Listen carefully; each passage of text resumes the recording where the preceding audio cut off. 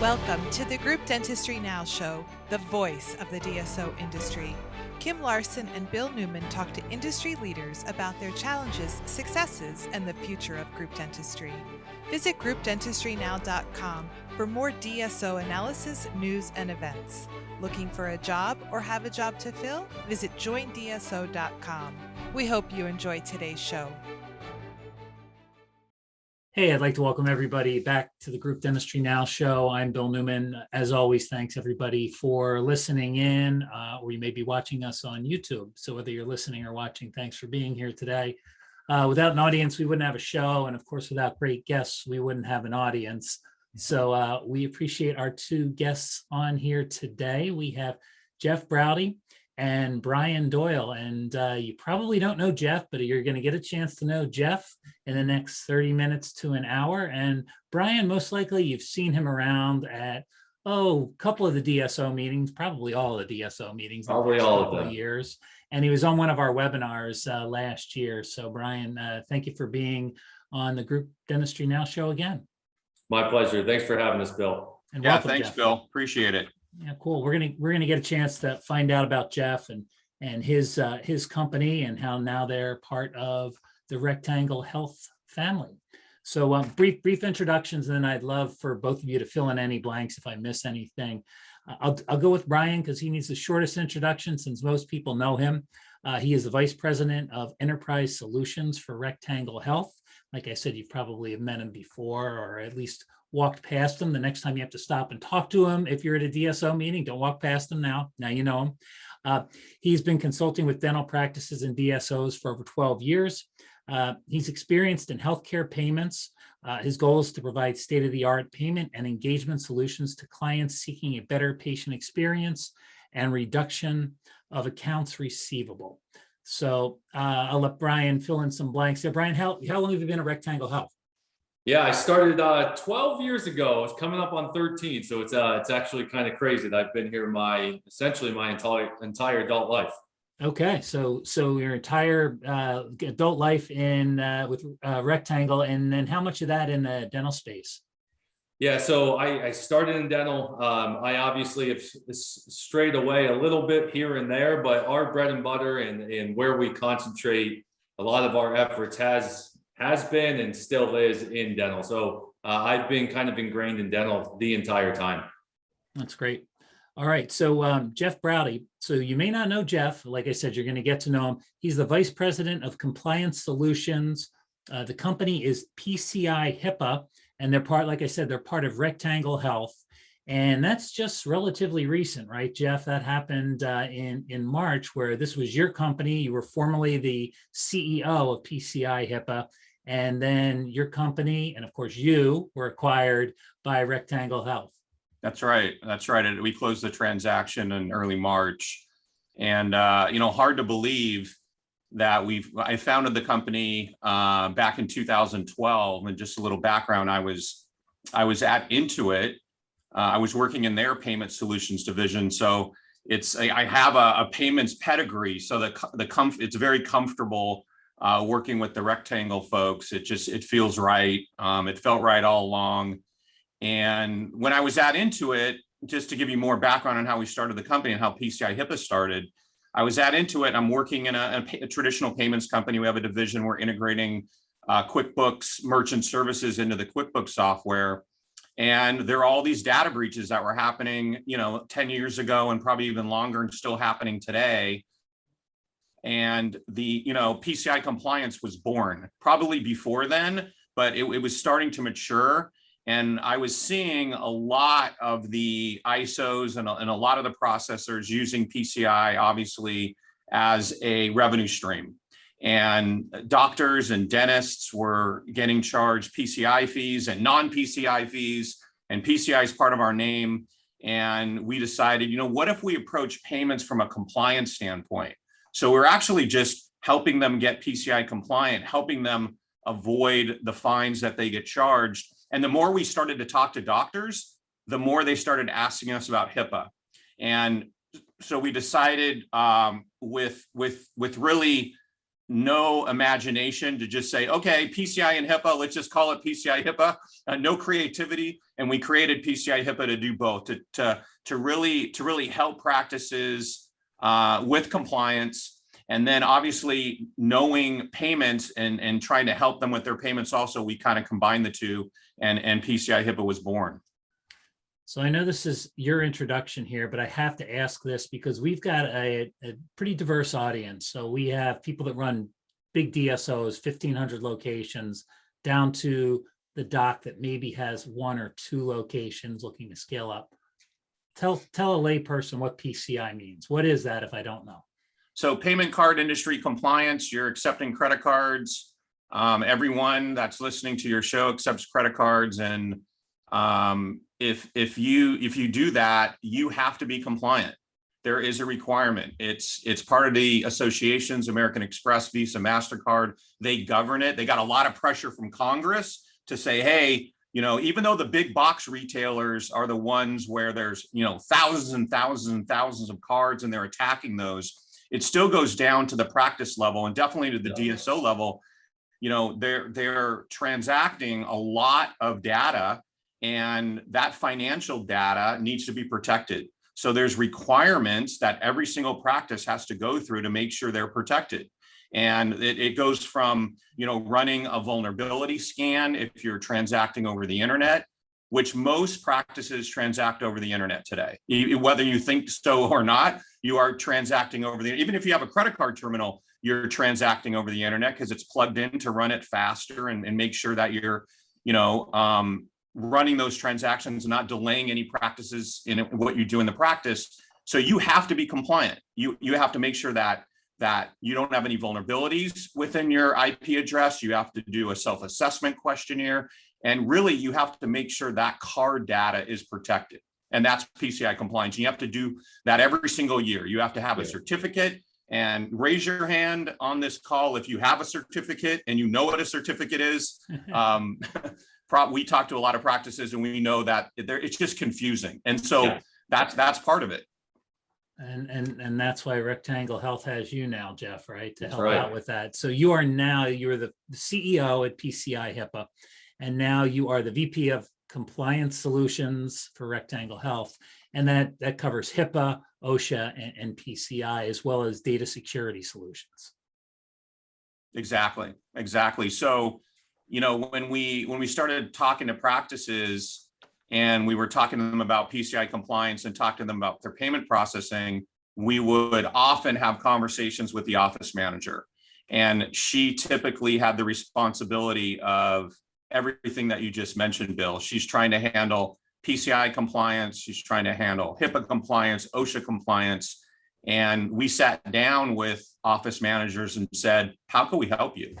What do you need besides this? This was 10 years ago. Besides, the payment portion of your business, where do you need help? And there, everything from what is HIPAA? What is the HIPAA security rule? What's the HIPAA privacy rule? What do I need to do? How do I train my employees? Is my IT provider handling this? I thought they were handling this. And we started to dig in and realize, this is a big pain point. And we need to help practices do this because they're just not compliant. Yeah. And HIPAA is governed by the Office for Civil Rights. And it's part of the law. It's not optional, it's mandatory. And in this day and age, you have to do something. You can't sit on the sidelines and do nothing because you're just exposing yourself to more and more risks. Interesting, and potentially expensive if you're not compliant, and scary. So we're gonna get into all that. I'd love to first talk about let's talk about the acquisition. So Jeff, talk a little bit. Like you said, I think you started back in did you say 2012? Is that when you started your company? Yeah, we started the company in 2012. I could talk a lot about the acquisition. What do you think is most interesting to your audience about the acquisition? Well, yeah, that's a great question. So what I would ask is, where did Rectangle Health see you? Were you working together? Were you partners? I mean, were there things that obviously that you were doing at your organization that were a complement to maybe what Rectangle was doing? Yeah, I'll speak for it. I know Brian can probably add on. So we were competing against Rectangle Health in a way. They probably had no idea we were competing with them because only a small percentage, less than 20% of our revenue is payment processing revenue. But what made us unique to them is we generate compliance revenue. Yeah. So we have thousands of practices, the same type of clients that Rectangle has, and we're generating revenue from a compliance standpoint, from HIPAA compliance and PCI compliance and OSHA compliance.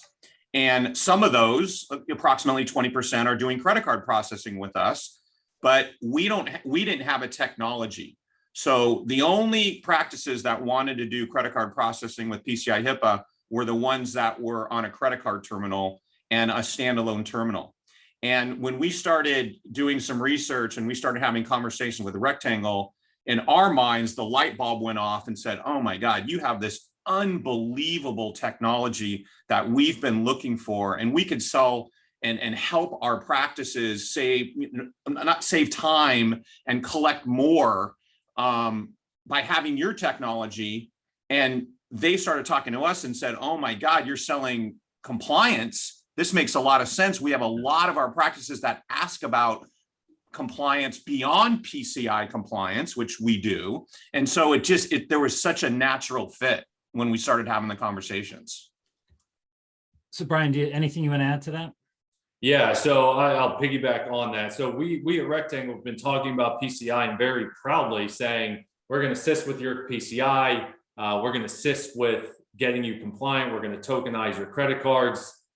But then we would kind of stop, even though we know in healthcare, compliance, specifically HIPAA, is extremely important to every size organization. So the one doctor practice through some of the largest DSOs in the country would ask us, hey, can you assist here? Do you have any CE, any training courses? Do you have any HIPAA certifications? Can you help us out with training and onboarding new staff? Because there's a lot of staff turnover right now. There's a lot of new people starting in the practices, and you have to train them on these compliance. So when we saw their tool, OfficeSafe 360, it was a no-brainer. It's something we said, all right, this is something we can layer into everything we do. It's a natural fit. And then lastly, it's just the culture, right? We get along with Jeff and his team very well. We see the market the same way. So that's why it was a very natural progression and integration to Rectangle Health. Okay, so you mentioned OfficeSafe 360 solution. So that was part of Jeff's company. So tell me a little bit about that solution. Yeah, so coming from Intuit, Scott Cook was the founder of Intuit. He created Quicken and created QuickBooks. And by no means am I going to stand here and say that OfficeSafe 360 is anywhere near QuickBooks. But you can say that we took some of those learnings about creating a great customer experience and really talking to customers about, and really office managers about what they need. And that's how we developed and created OfficeSafe, our software platform. So as we spoke to more and more practices, they said, well, what do you need to do for HIPAA compliance? Where are our biggest risks? And how are you addressing those risks? So things like, do you have policies and procedures? Are you training your employees? Are you executing business associate agreements? Have you created an incident response plan? Have you done anything regarding all the requirements around OSHA, all the documentation? And a lot of practices, especially dentists, were saying, well, we have the book from the ADA. And we said, wait a second. Okay, that might work, but what would make it better?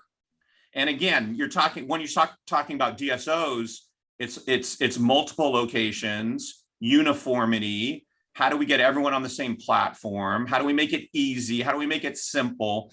And we don't advocate that practices spend all their day in dealing with compliance. What we advocate is you need a solution, you need help just in case something were to happen to you. And let's try to work together so that we're there for you if something were to happen. We're there to help you train. We're there to answer the questions. We're there if you have an incident. So part of the 360 piece, there's OfficeSafe, which is the software. The 360 piece starts to address some of those other vulnerabilities, like a cyber attack. And I know you had Gary Solomon at Black Talent on last year, and I actually listened to that before I came on, because I don't want to sit and repeat a lot of the stuff that Gary said, because we're in the industry together. They do a great job on the tech side. We do a lot more on helping you quarterback something that may happen. And that's where the 360 comes in. If you have a cyber attack, we have cyber insurance for you, and we're going to be your incident response team. And we're going to, everything Gary talked about, we're going to help you and walk you through that process so that you can continue to treat patients, and we can help with that. So it's a combination of handling all the administrative requirements, handling some of the technical requirements, and really being there if you have an incident. It's really interesting you bring that up. Yeah, and Gary was a great interview, had some really excellent insight. So it seems like every week, probably every day, you hear about a breach, something that's happened, a cyber attack. There was just, I won't name the company, it was not a DSO, but it was a dental company, big dental company, just had a breach, or just reported a breach. I think it had happened in Q4, where Social Security sensitive information was leaked out. So talk a little bit about this impact that you see. I know healthcare in particular seems to be impacted, seems to be vulnerable, but it's across all industries. So talk a little bit about that. Why are we seeing so much now? Or maybe it's been going on and now it's a little bit more out in the open. I'd love to get your thoughts on that. Just I feel like it's everywhere. If I share something on this, is it gonna not be great for the podcast? It should be great. What are you going to share? Oh no, because you just addressed something that is just so interesting that people don't. You disabled, so I can't really share anything. So I'm not going to share. Sure. Well, we could share something. Go ahead. You talk, okay. And I'll. No, I always think this is, people hear, because I lecture on this all the time, and people hear what you just said, Bill, which is, hey, all these things are happening, and sometimes a dentist feels like it's just a scare tactic, and it really. I tell people, I said, this isn't a scare tactic. It sounds scary, but I want to show you what happens. So this is the Health and Human Services Office for Civil Rights breach portal. And if you have a breach of over 500 records, you have to self-report. That's what HIPAA requires you to do under the HIPAA security rule. Some practices don't even know this, but you mentioned, well, what is it? What are you seeing? This is what I see every day. It's every single day. It's a healthcare provider. It's every state, it's their business associates, it's unauthorized access into their system through some kind of penetration through their firewall, or a phishing attack, or even a theft. If you have we've had employees steal patient information.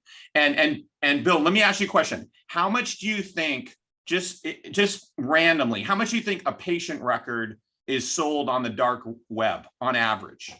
I've heard this before. I can't remember, but I know it was a lot more than I could ever imagine. Yeah, it's right now it's trending at about $250. So what I advocate to practices, especially DSOs, Brian, you probably know better than I do.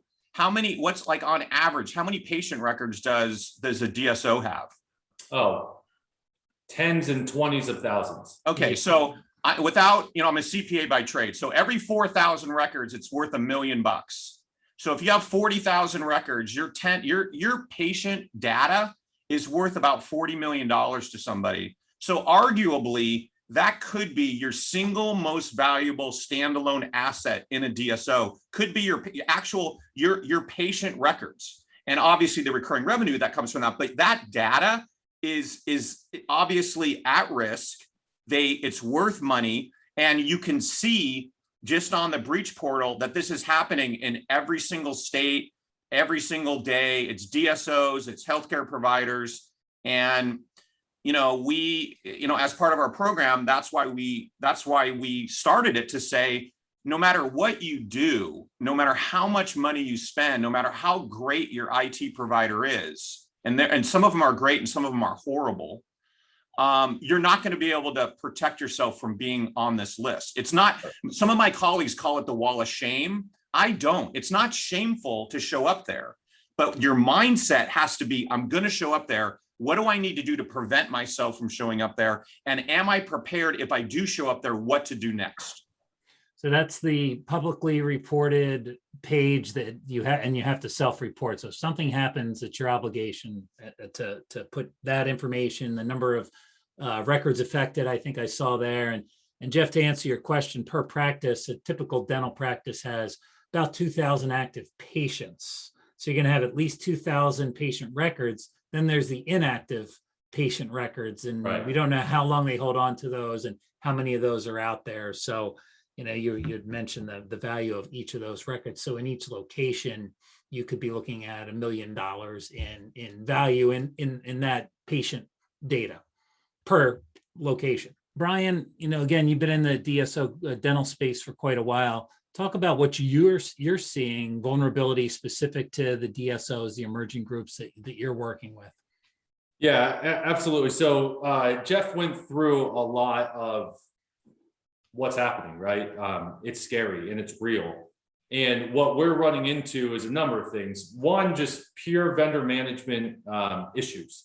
A lot of DSOs and a lot of just healthcare organizations have a vendor in place for one piece of what Jeff and I have been discussing, whether it's HIPAA, whether it's OSHA, or whether it's PCI, or whether it's cybersecurity. They might have a piece of that covered. Where we've seen a lot of kind of growth or easy protections is, are we using a PCI certified software or a gateway? Do we have P2PE certified hardware? If we are doing card on file, which we should all be doing card on file, are we encrypting that data? Are we sending secure text messages? Do we have the portals to train new staff? Because what we're seeing in the market today is two main real problems with the amount of growth happening: shortage of staff and vendor management issues. We can't juggle the amount of vendors we have because we don't have the staff to do it. So inevitably things are kind of falling through the cracks. What we envision and what we've tried to do by bringing PCIHIPAA and Jeff and his team into the Rectangle family is a one-stop shop. I do believe firmly in consolidation, having that one go-to presence, like Jeff was saying. Who are you going to call? That is what we want to be, and we want to bring that to the market, and we want to make it easy to juggle the amount of vendors and streamline the staff shortages that each vendor is experiencing today. So things like tokenization, things like secure gateways, that is readily available. You have to go get it, but it's readily available. And then everything else we want to layer on and add to our, not only our clients, but anyone that needs that assessment, is go to the website, check it out, and you take the proper steps from there.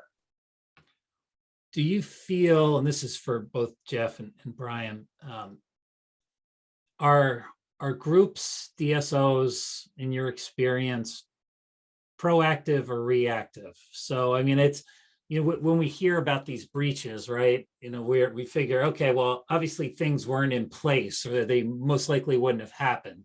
So then there's the reaction, right? And then, Jeff, you talked a little bit about, once you report, then that begins the investigative process. Then there's the reaction to that. So are you seeing a trend towards more proactiveness because of maybe the news about all these breaches, or do you still feel like there's a lot of reaction to it?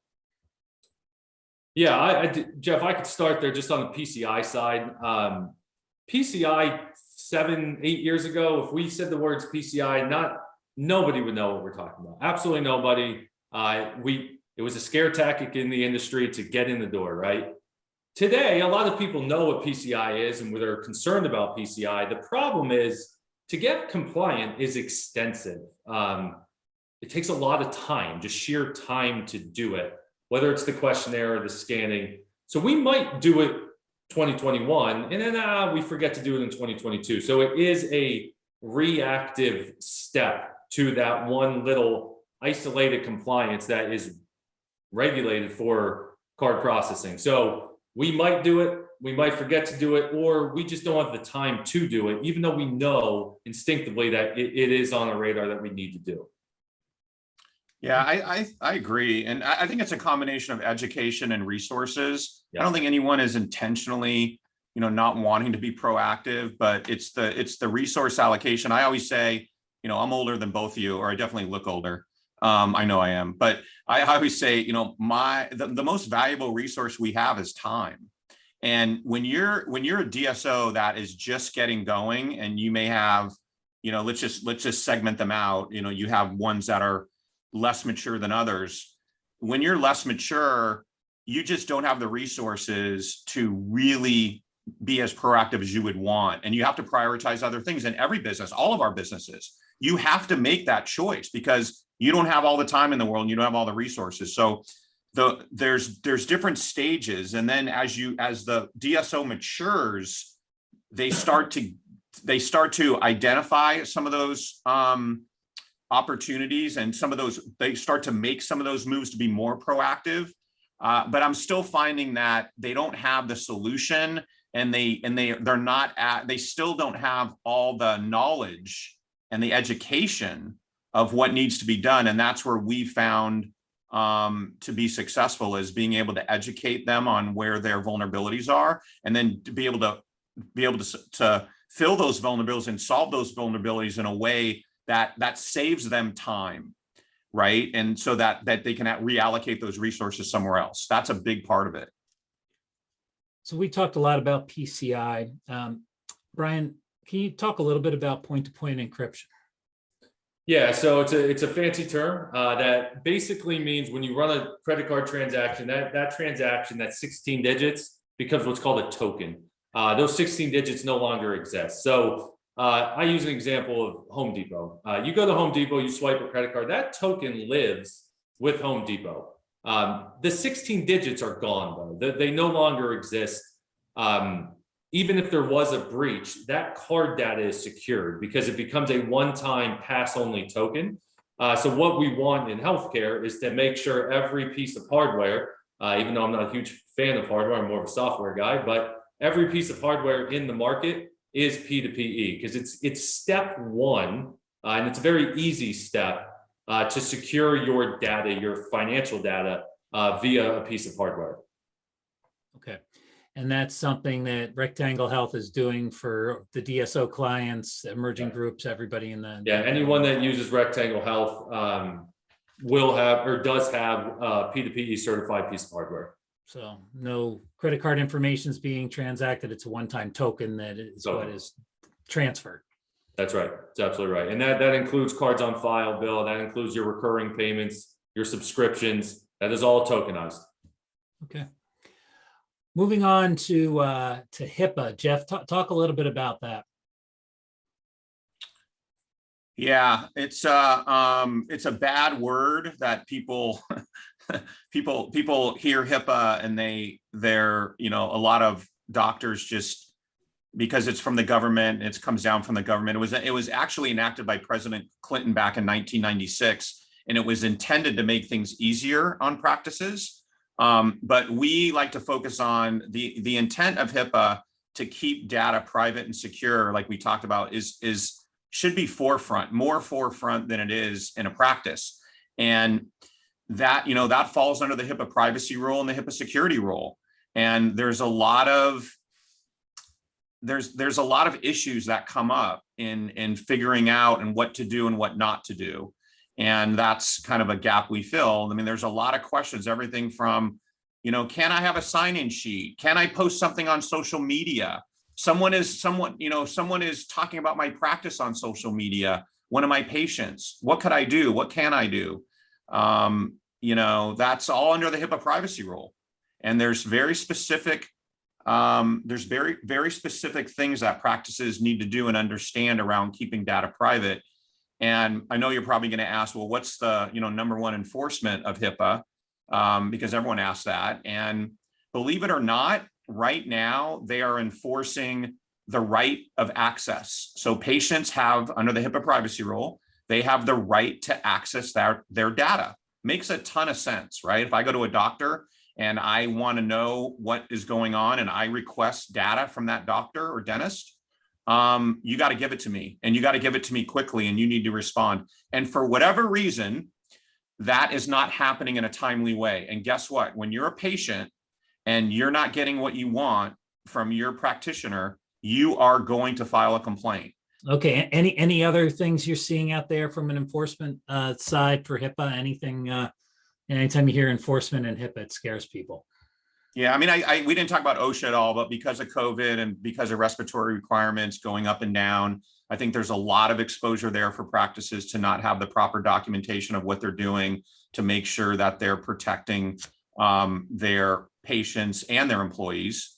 But under HIPAA, what we have seen for the last 10 years is just a lack of understanding, and because the HIPAA laws are confusing. And so what we try to do, and what I push my team to do, is to simplify the process. And that's what I loved about Rectangle. They have a simple process for very challenging tasks, very challenging.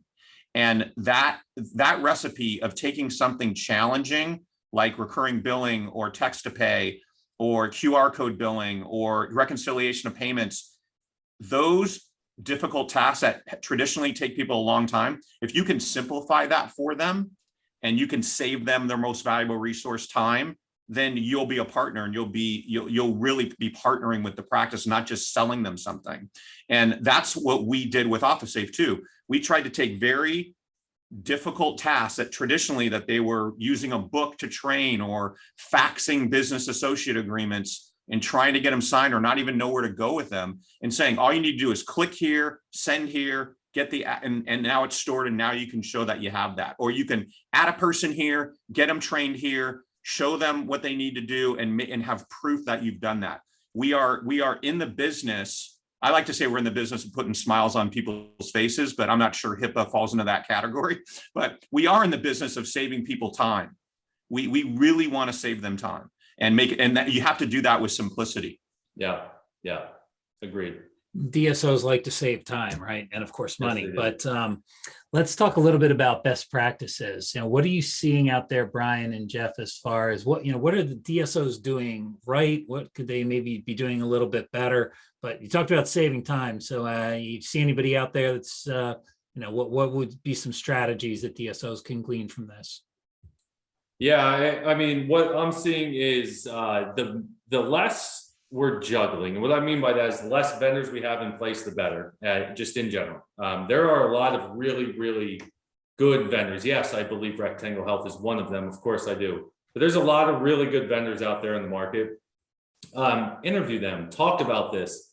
They should have a very clear compliance arm of their organization and be able to speak intelligently on PCI, on P2PE, on OSHA, on HIPAA. So the more consolidation we can see in the market, and there are a lot of DSOs doing this right now, which kudos to them. The more consolidation we can see, the more enhanced their feature set becomes. Because you don't have to juggle multiple portals and multiple logins and multiple training access and multiple just pamphlets, right? So the more consolidation we see in the market, we've seen the better and more immediate success to the private practice and the DSO level. Great. Jeff, anything you want to add to that? I would just say, the clients that love us and the DSOs that love us, they'll tell us, one, we pick up the phone here in America and we talk to them and they have a relationship, because there's a lot of questions in our world. And two, we've brought a solution that has uniformed their compliance, which they hadn't had before, because they're purchasing multiple locations that are doing either nothing or something very different. And for the compliance officer or the HR director, someone who's responsible for that, to be able to have one solution that now, hundreds and hundreds of employees can access, and they can do their training and they can read the policies and procedures and understand them. They could execute business associate agreements and those kinds of things. It just, again, it makes their life easier. And that's what we need to continue to push the bar on, making their lives easier. So as we wrap up this podcast, first off, great information. I appreciate it. It's a little bit scary, but I think the message here was positive. There are things you can do. There are strategies that aren't incredibly difficult, but they have to be done, right? You have to take the step, right? And do that. And I think so one of the steps would be go to PCIHIPAA.com and take that assessment, and then find out for yourself where things stand. It's one P and two A's on HIPAA. Okay. Yeah. That's all right. I'll make sure we link it. We'll have that URL Okay. in there, but thanks. That's great. Yeah. For the people listening in, for sure. That's a good point. Brian, anything you'd like to add to this before we wrap everything up? Yeah, I think overall, I think the market is going in the right direction. I think everyone does want to make sure we're secured across the board. So again, I would just challenge you to talk to vendors, talk to what's out there, go to the website, take the assessment, see what you have and what you don't have, and then you can make a plan from there. So be open-minded and talk to industry leaders like Jeff. He's a wealth of knowledge. And that's great. And you'll hear Jeff on the podcast, or you'll watch him on the podcast, and then we'll definitely see Brian at one of the many DSO meetings out there. Jeff, are you going to be coming along as well? Only if Brian invites me, I will. I'll show up. There But you I go. wanted to thank Brian. Actually, I'll use this opportunity to thank him for. He's been very welcoming to myself and my team. It's never easy to do something for 10 years and then all of a sudden you're part of something new. And Brian, along with the rest of the team, has been great. So it's been a good fit. And Yeah. you, Bill, thanks for having us on. I don't have any. There's no hey, aha thing when it comes to this stuff. You have to take the steps. You have to continue to do your research and talk to a bunch of companies. But I would just tell people that if you're running a larger organization, I don't care if it's one practice or 100 practices, you have to take the steps to make sure that you're addressing the safeguards that are required, because that's going to protect you ultimately. And again, you have limited resources, so focus on the bigger ones. And like Brian said, we can help you with that. And you take the questionnaire and we'll walk you through it. But you got to do something in this day and age. You can't sit on the sidelines anymore. It'll eventually catch up to you. Yeah, absolutely. It's in the news every single day. We see it everywhere across all industries. And I think Brian's point that I just want to hammer home a little bit about trying to limit the amount of vendors you're using is super important. I mean, it used to be more difficult to do that. Right. And it's becoming less difficult as we start to see organizations like yours partner together, right? And then you can go to one source to solve all sorts of compliance issues, right? Whether it's HIPAA, whether it's PCI, whether it's OSHA, where you used to have to go in some cases to 3 different organizations. Right. And most likely you probably weren't going to 3 different organizations, so you were missing something. Yeah. And so I think that's the one thing that I look at. The consolidation is really a good thing. It gives you the opportunity to have a point of contact that can help you in a lot of different ways. So thanks to Brian Doyle, and thank you, Jeff Broudy. Great information. And thanks to Rectangle Health. We'll make sure we drop links in there, email addresses, and yeah, stop by and take that assessment too. It makes a lot of sense. Appreciate you guys being on today. Thanks a lot, Bill. Thanks for having us. Thanks, Bill. Thanks a lot. And thanks to the audience. Appreciate you listening in and watching. This is Bill Neumann for the Group Dentistry Now show. Until next time. The Group Dentistry Now show has listeners across North and South America, Europe, Asia, and Australia. If you like our show, subscribe today and please tell your colleagues about us.